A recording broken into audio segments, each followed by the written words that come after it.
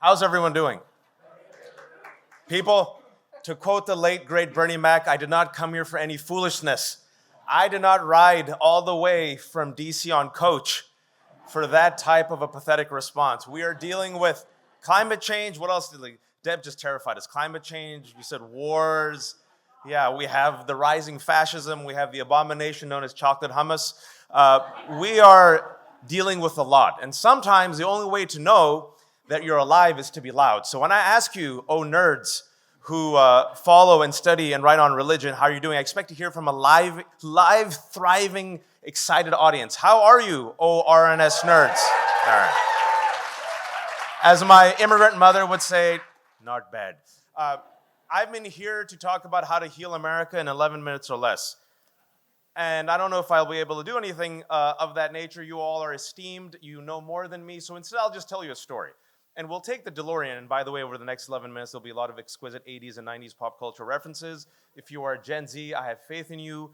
Google it. Trust me, these are on point. We're going to take the DeLorean back to 1966, where my father and his older brother were 18 and 19, respectively, from Karachi, Pakistan. And the United States of America passed something called the Immigration Nationality Act of 1965 on the heels of the Civil Rights Movement. The Immigration Nationality Act of 1965 removed a 40-plus year quota that was placed on national origins, which kept out the undesirables at the time, which were all of Asia, Southern Europe, and Eastern Europeans. 1965 happens, INA, all of a sudden Asian immigrants can come to America. It's the Willy Wonka golden ticket. My father is this brilliant nerd in Karachi with his brother. They come to America. They land in Berkeley, California in their shalwar kameez, and they notice that everyone's having free sex and smoking weed, and like, what is happening in America?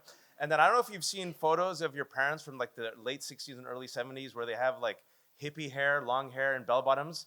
Anyone?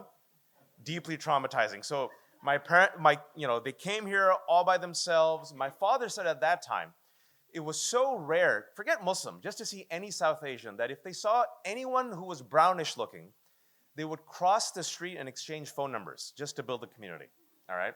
Father's a nerd, gets into grad school, scholarship, everything's going well. And he said at that time, it was very easy to get a student visa extension. So he used to go to the immigration officer, he goes to the officer, and my father says his spidey sense starts tingling. The white male immigration officer looks at his application, mutters to himself and goes, "You Arabs only come here to F American girls." Now, if you're paying attention to my story, we're not Arab. So already factually incorrect. And then I asked my father, were you effing American girls? My father's like, stuck for a lot. No, I was not. And as a recovering attorney, I could tell you that's not illegal. So what happened instead was he was ordered deported. And that person just decided to deport him. And my father had 1 week to get out of Dodge. He buys a ticket, a one-way ticket back to Karachi on PIA Airlines, which any Pakistani knows is Please Inshallah Arrive Airlines. It's a deep cut joke. It's a deep cut joke. And my father goes to every single attorney. He's in Chicago at that time. And he's like, what's happening? My entire life is turned upside down. Every lawyer says, we're so sorry, Mr. Ali, but you're SOL. This is terrible. My father says the day before he was supposed to get on that one-way ticket back to Karachi, he goes to this final law firm. And the head of the law firm says, I'm so sorry, I can't help you. My father leaves dejected. And he said a young white lawyer who got hired by the firm, was waiting for his bar results, chases my father out and says, Mr. Ali, I was listening to your case. Don't get on that plane. I think there's a special visa that you might get. I'll do it pro bono for you. Don't get on the plane. Meet me at the immigration judge's office on Monday. I'll be there. My father's like, yeah, whatever. So my father on a whim says, maybe he's not lying. So on Monday, he goes there, sees the lawyer, young white man, assembles the case. My father says, he petitions the judge. My father says from the last name of the judge, you could tell he was a Jewish American man who immediately just looks at this and goes, this is wrong. And he just shakes his head and he goes, Mr. Ali, I'm sorry. I'll give you some extended time to get all the documents and then you can apply for this special visa. My father's American dream was crushed almost overnight due to the cruelty and bigotry of one person. But then due to the kindness of another person, the American dream, that door opened wide open again. My father ended up getting the special visa, which later became known as the E-visa, the Einstein visa, given to those immigrants of outstanding abilities. It was also given to Melania Trump. Melania Trump posed naked on the cover of a magazine, and my father was a brilliant researcher and student. God bless America. Equality, merit. My father stays in America, marries my mom, moves to California in the year of 1980, Empire Strikes Back. I was born the only child of Pakistani Muslim immigrants, and they decided to name me Wajahat so I would blend. And my parents gave 0 Fs about assimilation, to the point where they didn't even teach me English, because who needs English in the United States of America? So I didn't speak English until I was 5, even though I was born and raised in the Bay Area. And they dropped me off at Child's Hideaway Preschool, where the only 3 phrases of English that I knew, true story, was shut up, because my mother used to say shut up to me. Idiot, because idiot used to follow shut up. And if you grew up in the 80s, there was a Campbell Soup commercial. I'm just looking at the one Gen Z here. Campbell Soup was a soup that we used to eat as kids. And there was a commercial that said, uh-oh, spaghetti-o. You guys remember that?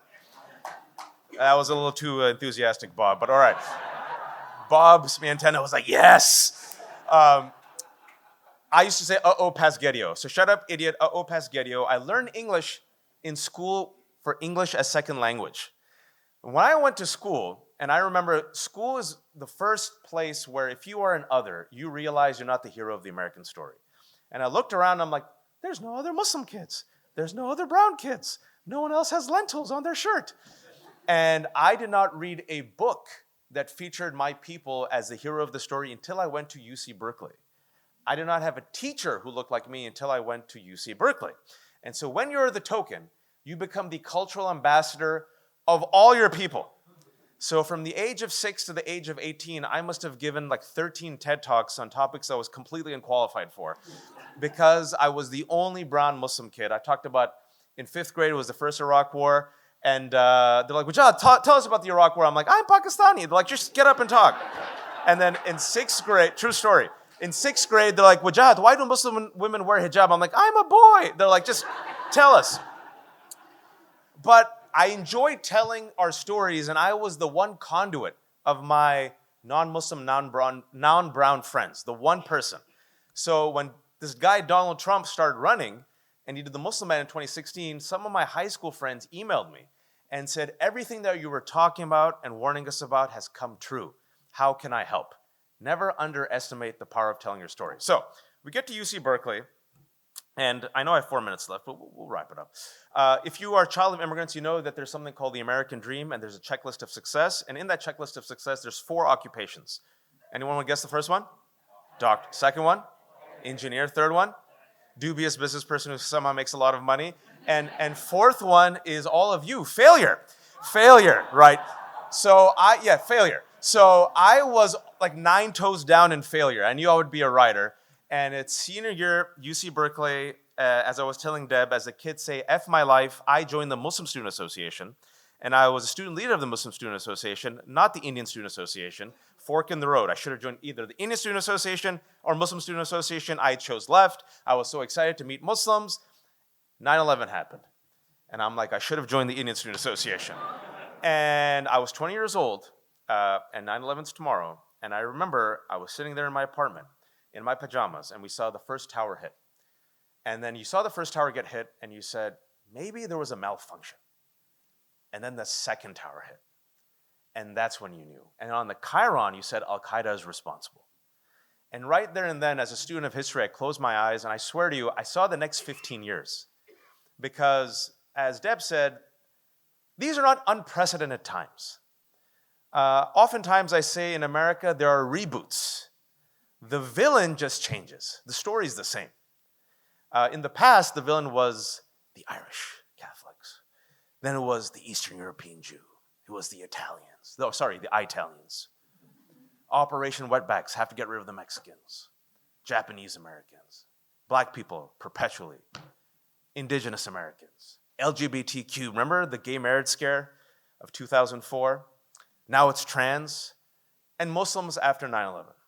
And 9/11 for my generation was a fork in the road.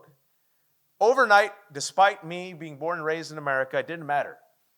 I was one of them, a foreigner, a suspect, a terrorist. When we were growing up, we were represented by Apu, a 2D cartoon voiced by a white guy, and that was a win. Because when we're starving for representation, you will take a 2D cartoon. After 9/11, we were Osama bin Laden. Islamic rage boy. And if you aren't telling your story in America, remember this, your story is always being told to you by others. And if you aren't writing your story will always be written for you by others. And so I remember that generation of Muslims decided we have to tell our own story. And a bunch of us left the holy trinity of occupations and went headlong into failure. Writers, comedians, elected officials, right? And we fast forward 20 years, and it seems like it's a reboot. It's a remake, the same story. But this is nothing new.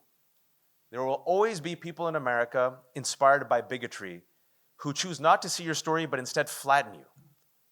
And there are others who see opportunity, potential. A young man from Karachi just trying to be educated. A young nerdy kid who's 9 toes down in failure, who wants to be a writer, eventually became an attorney, so I actually made it, who wants to live the American dream. And RNS has been telling these stories, it's not just one story, for 90 years. Instead of leaning into bigotry, they lean into curiosity.